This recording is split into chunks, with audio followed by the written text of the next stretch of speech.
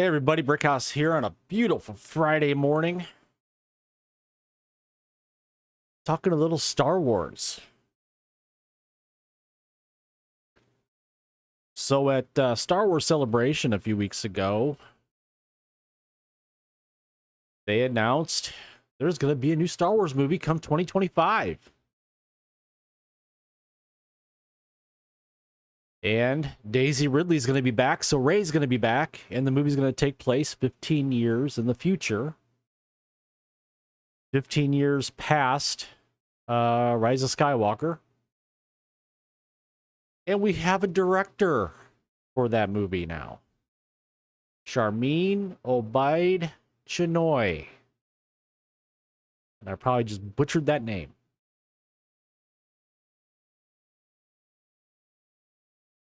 Now, keep in mind, Sharmeen has basically done documentaries all her career as a director.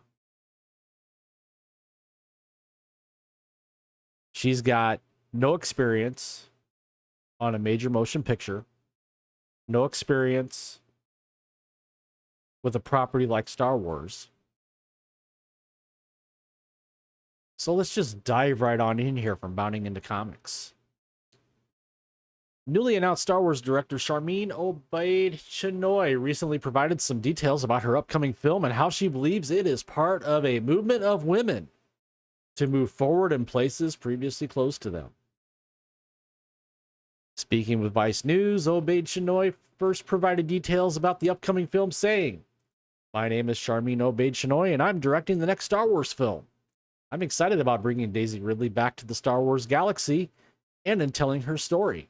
I'm excited to be immersed in the Jedi Academy, and I think there is so much excitement around the new Jedi Order." And this was a tweet put out by Vice News. Pakistan-born Sharmeen Obaid Chinoy will be the first woman and person of color to direct one of the 3 new Star Wars films. She's Muslim brown, an Oscar-winning documentary filmmaker, and this is her first major Hollywood feature.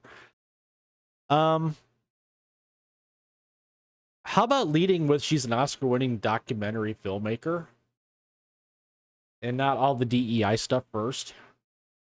I mean, that's listed there 6th. 6th. What happened to the days when your credits were listed first?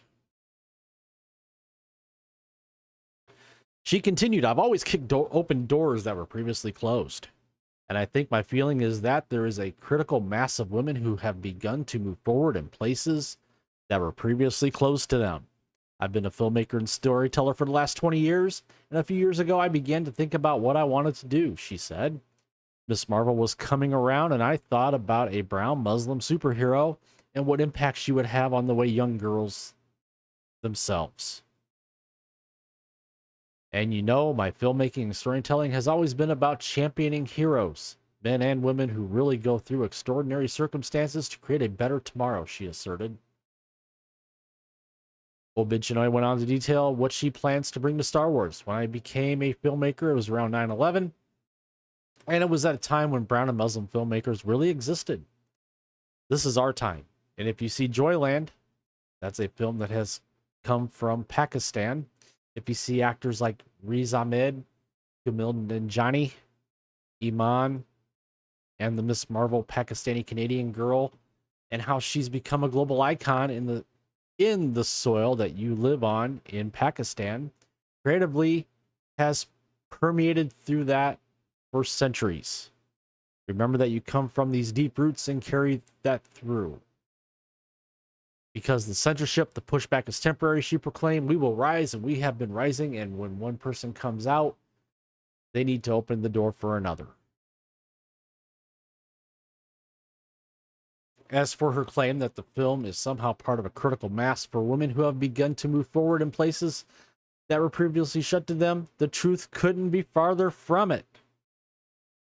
Kathleen Kennedy, a woman, is the president of Lucasfilm and is one of the key personalities making creative decisions when it comes to Star Wars. Yes, and this is a Kathleen Kennedy decision. In fact, back in 2015, before The Force Awakens even debuted, Kennedy appeared at the Most Powerful Women Summit hosted by Fortune magazine, where she revealed one of her goals was to hire a female director. Kennedy said, "I also feel that it's going to happen. We're going to hire a woman who's going to direct a Star Wars movie, I have no doubt. On the other hand, I want to make sure that we put somebody in that position who's set up for success. It's not just a token job to look out and try to find a woman that we can put into a position of directing Star Wars," she explained. Well, put somebody that's done documentaries all their career into that position, and we'll see how that works out for you.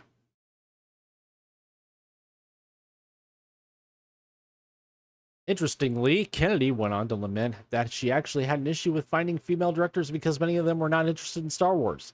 "I have a huge number of men who call me constantly and tell me how much of a Star Wars fan they are and how much they want to get involved with anything to do with Star Wars. I don't have a lot of women who call and have those conversations with me now. That's not to say there aren't Star Wars fans out there, and women who have been in their careers have been shaped by Star Wars if they're in a film. But it's not the same way that it is for men," she noted. So that's one of the challenges that we keep talking about, is if we don't want to bring a woman in to direct a Star Wars movie, we want to make sure that it's somebody who's passionate, really, really wants to do a Star Wars movie. We don't want to talk to somebody into it, she concluded.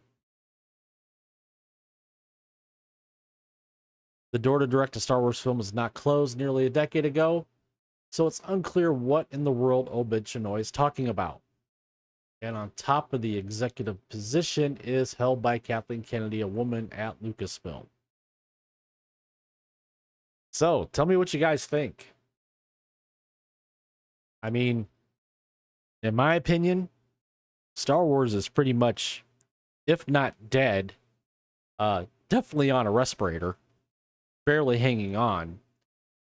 And this is supposed to be the big splash, a new Star Wars movie with Rey in 2025, directed by somebody who's done nothing but directed documentaries, who is, in my opinion, a product of DEI.